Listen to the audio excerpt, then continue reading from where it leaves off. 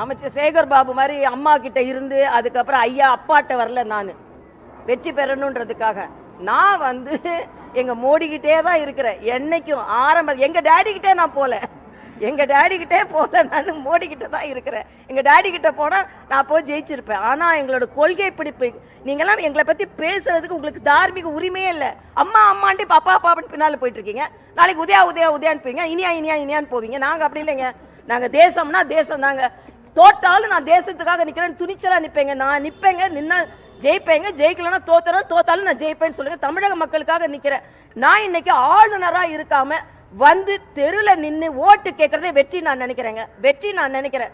நான் போய் அங்க ஒரு உங்களை மாதிரி இல்லையே, நம்ம டாக்டராகவே நான் தொழில் செஞ்சுட்டு இருந்தேன். ஆளுநரா இருந்தேன். அங்கே உள்ள உட்கார்ந்து இருந்திருக்காங்களா இல்லை, ஏன் வந்தேன்? தமிழக மக்களை பார்க்க வேண்டும் என்று வந்தேன்.